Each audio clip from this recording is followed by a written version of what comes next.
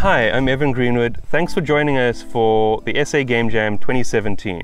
I started a company called Free Lives that made a game called Broforce. It started in a game jam. I believe in game jams as great opportunities. It's an opportunity to try a new idea, work with new people, make friends, have fun, and possibly make a really cool game. Also, there's an opportunity to fly to Johannesburg and show off your game at a maze. You can find out more about the prizes and judging if you look on Facebook and on the Make Games SA forums. In a moment, I'm going to announce the theme, and then I'm going to talk about what this theme means to me. You're, of course, welcome to interpret the theme however you choose. The theme is collection. Collection. Collection, collection, collection. There's two senses of the word collection that I'd like to talk about. The action of collection, that of acquiring new things, and the second being the body of a collection of objects. Humans like collecting things. Whether they like collecting the thing or not is very much a function of how useful it is to the human. Some things are more useful than others. A sandwich might be more useful to a person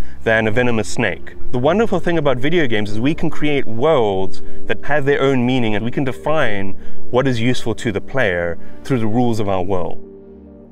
Games have been doing this for a long time and very successfully. Pac-Man from 1980 in some ways is a grandfather of collecting games. Your little character moves around the screen picking up the poles in order to complete a level. On top of that, there's power-ups that allow you to chase your enemies down, and there's other bonuses that give you score which give you lives later on. Super Mario Bros. Expanded on this with lots of hidden collectibles, lots of different kinds of power-ups giving different kinds of utilities, allowing you to survive longer or defeat your enemies or just have fun. In Sonic the Hedgehog, collecting the rings was both your score but also a kind of armor against damage that you could collect again after being hit. And in recent games this has got even more complicated. Games like Binding of Isaac have hundreds of different kinds of collectibles, each offering different utilities, being combined in different ways. In a game like Minecraft, the elements that can be collected can be crafted together, making new items which give you new abilities, which allow you to get rarer collectibles, which then allow you to craft rarer and more useful things. Players love collecting things when it is in service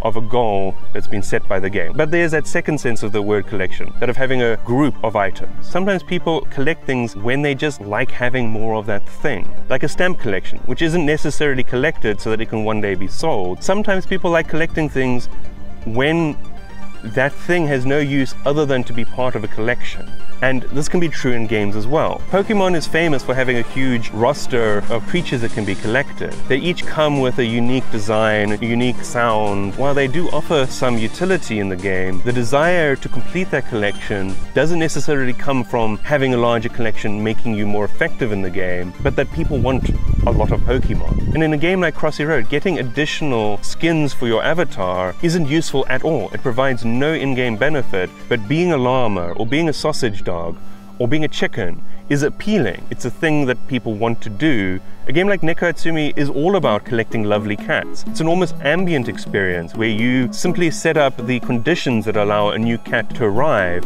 and then you wait. The action of collecting isn't particularly time-consuming or engaging, but people keep coming back to this game because they want those cats, because the cats are charming, the cats are nice. A collection can be even simpler than this. Just knowing that you have 4 out of 10 stars can be a powerful motivator. Mario 64 really defined this, with multiple doors in the world that could be opened, but only once you had enough stars, and the stars didn't get used up. Just having a required number of stars allowed you to pass through the door, which meant you were forming a larger and larger collection of stars, and each time you collected a star, it was progressing you towards multiple goals. The stars in Mario 64 were a lot like a single key that grew more and more powerful the more stars that Mario had, and it never got used up. This approach has been used more recently in games like Fez, Hyper Light Drifter, where doors were accessible only once a collection of items had grown to a certain number. So it's clear to me that collection is at the core of a lot of great games' experiences. This has been true locally as well. Some of the biggest South African indie game successes have come from having collection as a powerful motivator at the center of their games. In Broforce, unlocking more of the cast of playable characters is a powerful motivator. Most players play at least until they've seen all the playable characters, which takes them a bit beyond the end of the game. Similarly, in Desktop Dungeons, seeing all the blank spaces for new unlockable classes and races gives players a clear goal of what they want to achieve in the game. Both Broforce and Desktop Dungeons had this sense of collection in their early prototype, although it is by no means an easy thing to pull off. Having said all of that, I think there's some ways you can do collection wrong. In a game where you're asked to collect something and it isn't that much fun, maybe it's a side quest, this can distract from a better game. To some extent, score has been outmoded as a goal. Very few of the most successful games use score. The social value in achieving that high score mattered when there were few games to choose from. It matters less now. So I think there's ways of having collectibles, asking people to collect them, but it just not being very rewarding. I think we need to watch out for that. But there's a ton of ways to make collection really fun and a core part of your game. A big thing is permanence, that the things you're collecting stay with you. Making the things you collect nice, making people care about them because the audio design or the visual design is excellent, or they're telling you a story about the world, they're completing your sense of the world. Things that you collect that offer additional possibility space, like collecting cards in Hearthstone, or like Broforce or Desktop Dungeons, where you're literally getting more game by collecting things. Of course, any of the usefulness, allowing you to survive longer, get through new doors, defeat enemies, make people like you, or buy new things. All of these things, like making the collectibles useful to the player's goals, makes the collectible desirable. And a lot of this also comes down to presentation. If the thing explodes in a choir of angels and like wonderful music and prismatic colors, it seems valuable. So for a long time, and in a lot of different games,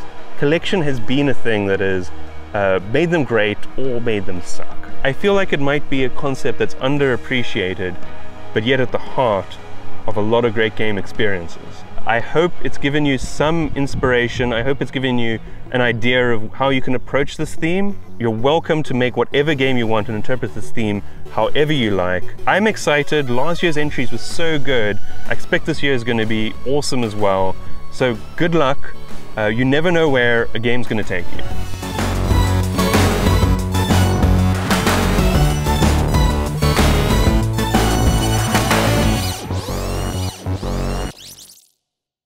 Thank you, and I'm going to shut up now and make a game.